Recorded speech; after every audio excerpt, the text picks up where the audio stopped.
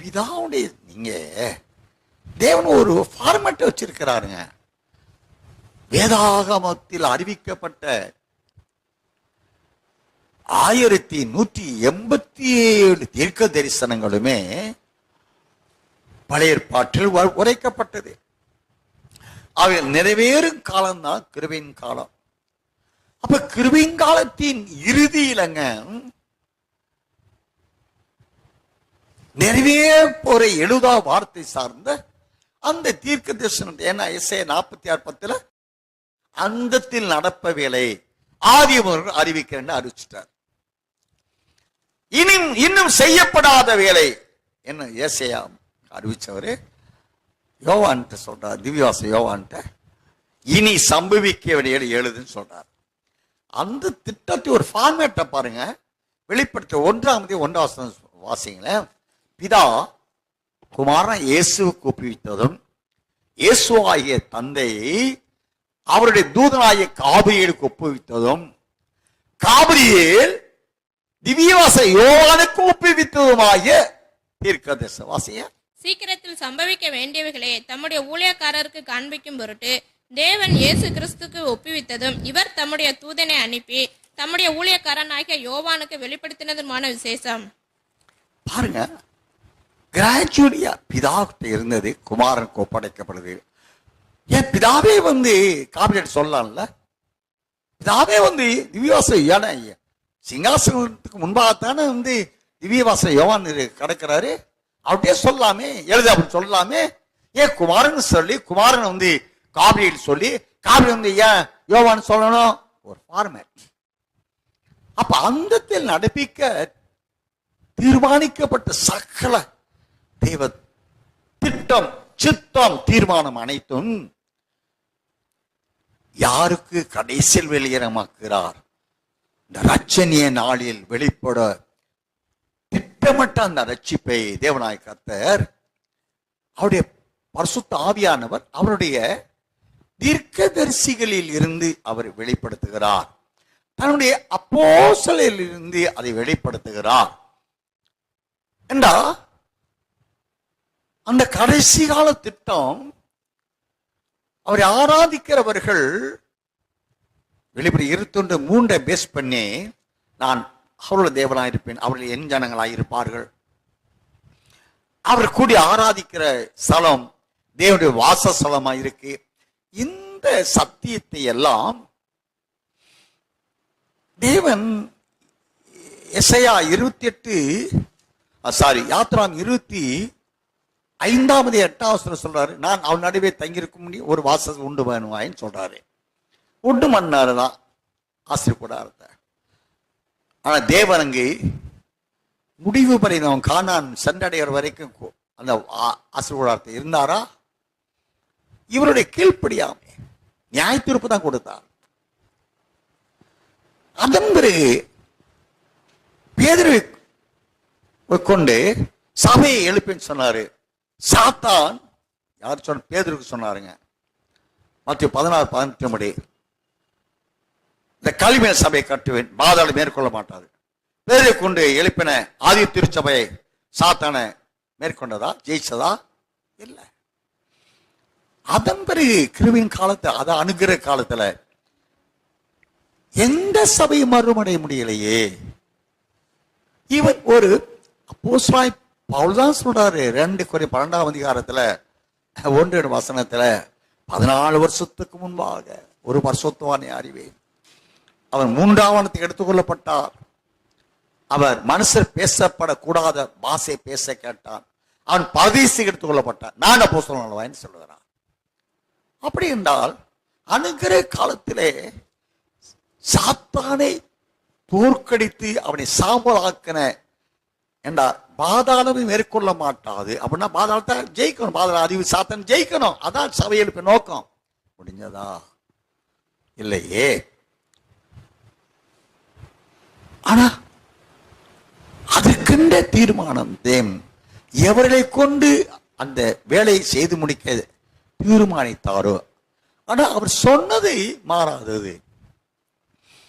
எரேமியா 50:51 அதிகாரம் வாசுதற்கு பாபிலோனை அழிப்பதே தேவனுடைய சித்தமாயிருக்கு.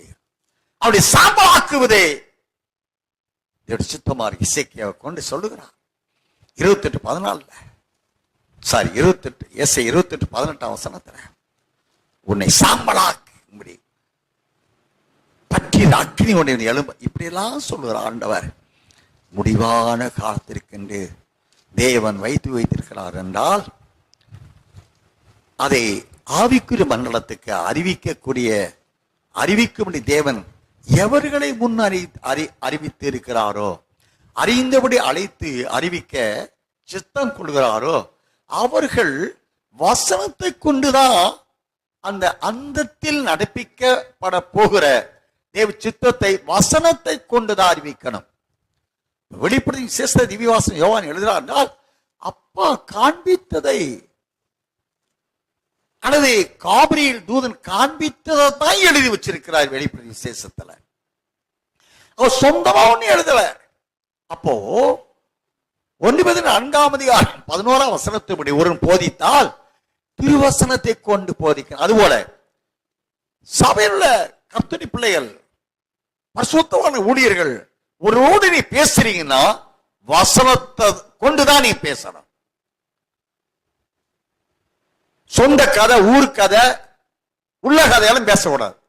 உங்களுடைய வாயை திறந்தால் ஊழியர்கள், உங்கள் வாயை திறந்தால் பிரசங்கிக்கிறதா இருந்தாலும் சரி, ஆலோசனை கொடுக்கிறதா இருந்தாலும் சரி, ஆத்துமாக்களை சந்திக்கிறதாலும் சரி, வாயை திறந்தால் கர்த்தருடைய வசனம் தான் வெளிப்படணும். அதே போல விசுவாசிகள், நான் உங்களுக்குள் இருக்கிற பரிசுத்த ஆவியானவர், நீங்க வசனத்துக்கு மாறாக உலகத்தை சார்ந்து உங்களுடைய சொந்த வாழ்க்கை சார்ந்து நீங்க போதித்தீங்க, அது பரிசுத்த ஆவியான போதனை இல்லை. அப்படின்னா அசுத்தாவியின் போதனை தான். ஏன்னா அவன் எப்பொழுதும் உலகத்தை தான் காண்பிப்பான். அருமையான கர்த்தருடைய பிள்ளைகளே, ஆனபடியினாலே நாம் ஏசாயா 51:6 வாசித்தபடி இந்த முடிவான காலத்தில் வெளிப்படும் அந்த ரட்சிப்புக்கு உரிய அந்த பரிசுத்த புதிய எருசலேம் மணவாட்டின் சபையினருக்கு என்று வைத்து கொடுக்கப்பட்ட அந்த ரட்சிப்பு எப்படி வெளிப்படும்? அந்தி கிறிஸ்து நாட்களிலே வெளிப்படும். அதன் பிறகு பகிரங்க வருகை, அதுவும் அந்த அந்தி கிறிஸ்துனுடைய ஆட்சியின் இறுதியிலே மறுமடைய அந்த ரட்சிப்பு அவர்களை பலப்படுத்துகிறது. பகிரங்க வருகையிலே தேவனோடு என்றா 1 தெசலோனிக்கர் 4:17 இது முதற்கொண்டு என்றைக்கு கர்த்தருடனே கூட இருப்போம். ஆகையால் இந்த வார்த்தைகள் ஒருவரையோ தேற்றங்கள் ஆக அந்த முடிவான ரட்சிப்புக்குரிய கர்த்தருடைய பிள்ளைகள் பரிசுத்தவான்கள் என்றைக்கும் நிலைத்து நிற்கிற நித்திய ஜீவனுக்கு என்று அவர்கள் தகுதிப்படுத்த ரட்சிப்பு. அப்படி என்றால் அந்த ரட்சிப்பை அடைந்து கொள்ளும் காலம் அந்தி கிறிஸ்துவின் முதல் 3 ஆண்டு காலத்திற்கு முன்பாக ஆயத்தப்படுகிற காலமாகவும், அந்த அணுகிற காலத்தில் கிடைக்கப்பட்ட அந்த ரட்சிப்பை அடைந்து லட்சணிய நாள் என்ற அந்தி கிறிஸ்து முதல் 3 ஆண்டு காலத்திலே தேவனோடு சேர்ந்து சாத்தானை தோற்கடித்து அவனை ஜெயிக்கிற வேளையில் அவர்கள் அடைந்த கொடுத்த ரட்சிப்பு அவர்கள் நிறைவு பெறுகிறது.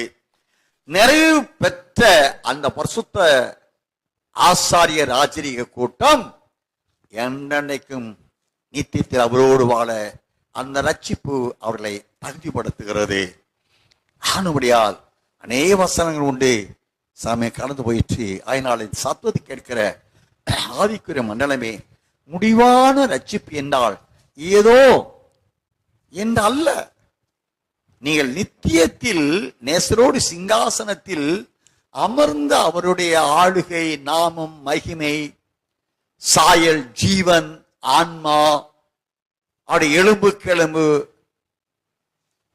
தசைக்கு தசை, அத்துணைக்கும் அத்துணையானவர்களாய் பிதா அவர் சாயலில் ஆதாம் எவ்வளவு உண்டாக்கினார். இப்போ தோட்டத்துக்கு அணிந்து பகல் குளிச்சான் வேலை மூவர் உலாவும் போது 3 பேரையும் பார்த்தாங்க, ஒரே சாயல் தாங்க, கண்டுபிடிக்க முடியாது. இயேசு மகாராஜா ரூடிசே ரட்சிப்பை கொடுக்க வந்தார் பாருங்களேன்.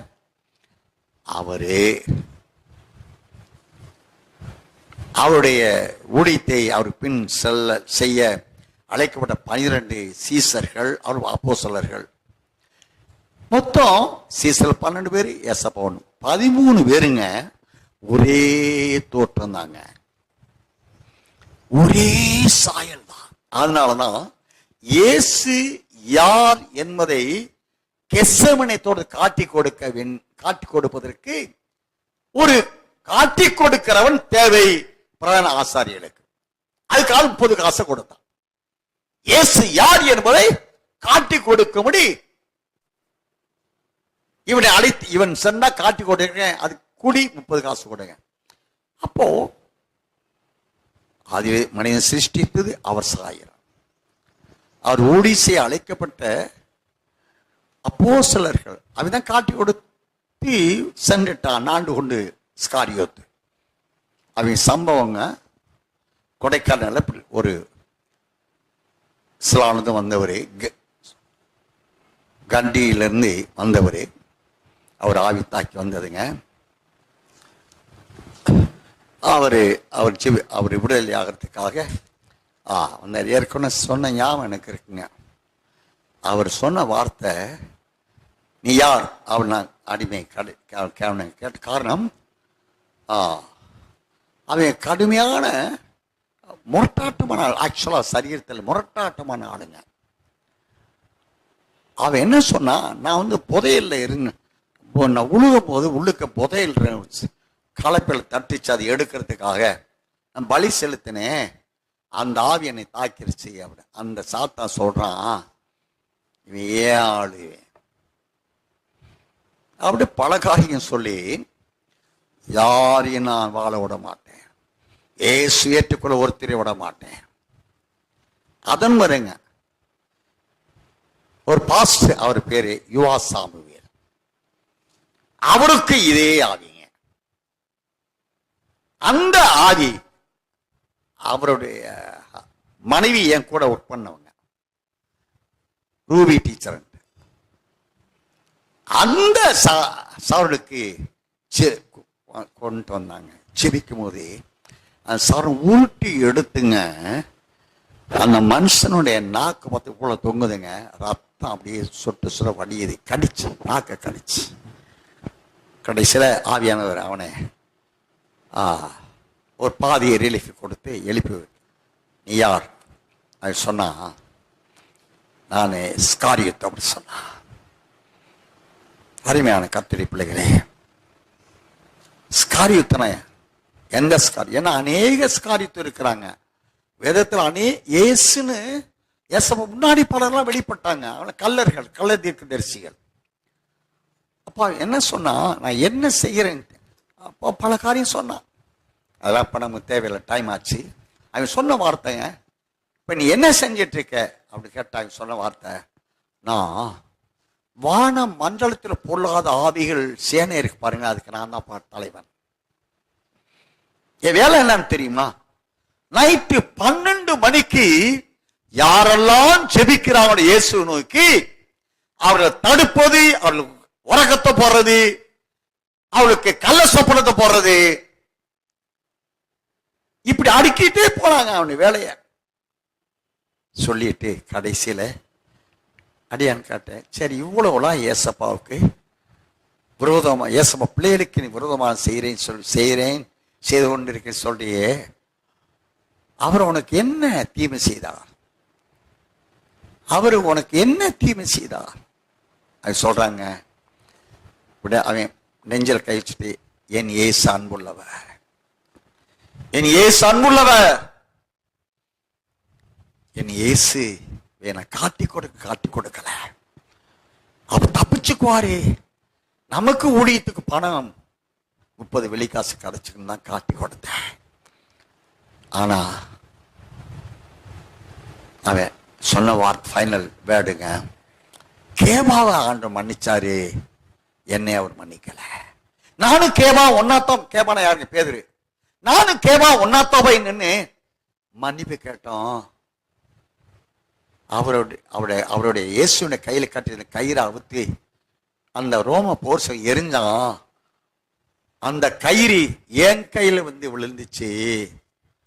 நான் அந்த கயிறு எடுத்துட்டு போய் நான் கயிற்றுல கட்டி நாண்டு கொண்டு கொடு செதிரி சத்தேன். ஆனா கேபாவுக்கு ஆண்டு மன்னிச்சிட்டாரு, அவனை மன்னிச்சாரு, என்னை மன்னிப்பாருன்னு தான் போய் நின்னேன். அவனு மன்னிப்பு கிடைச்சது கேபாவுக்கு, எனக்கோ கயிறு கிடைச்சது. அருமையான கர்த்தருடைய பிள்ளையே, நான் எதற்கு இதை சொல்கிறேன் என்றால், காலம் கடைசி வேளையை நாம் ஆராதித்துக் கொண்டிருக்கிறோம். இந்த நாட்களில் சபையின் அனுபவம் இன்றைக்கு காலையில் அடியால் ஜாமணி கொண்டு இருக்கேன். ஒருத்தர தூத சேனைகளை வந்து நீதிமான் நீதிமான் ஆர்ப்பரித்து கொண்டு இருக்கிறாங்க.